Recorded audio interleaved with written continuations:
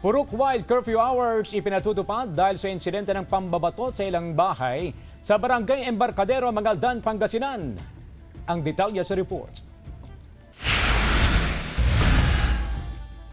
Oktubre 2025 nang mapaulat ang insidente ng pambabato sa ilang kabahayan sa Purok 4, Barangay Embarcadero sa Mangaldan, Pangasinan. Ilang beses na rin itong isinangguni sa Barangay Council, lokal na pamahalaan at PNP.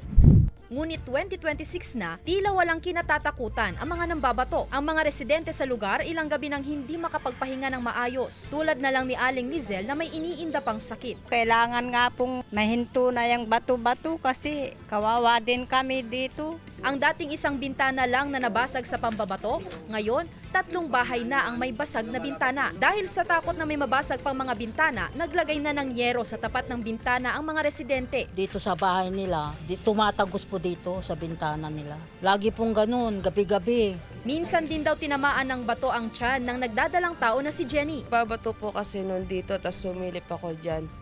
Yung bato po tumalbog doon, tas tumama siya sa akin dito.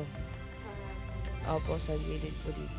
Dahil sa patuloy na reklamo, personal na nagtungo ang mga otoridad sa barangay upang kausapin ng mga residente. Napag-usapan ang pagpapatupad ng curfew hours sa buong Purok 4 mula alas 10 ng gabi hanggang alas 4 ng madaling araw. Magpapakabit na rin ng CCTV sa partikular na purok ang barangay upang matukoy ang salarin. Nangako rin ng LGU na magpapatupad ng surprise drug testing sa mga residente sa paniniwalang nasa impluensya ng bawal na gamot ang mga taong nambabato sa lugar. Nakiusap ang mga otoridad na sumunod sa kanilang napag-usapan upang matuldukan na ang problema. Matapos ang pag-uusap nitong Martes, 2 gabi na raw na tahimik ang gabi ng mga taga Purok 4 at sana raw tuluyan ng mawakasan ang problema ng mga residente. Kasama si Henry Duminsil, Sandy Salvacio, One North, Central Luzon.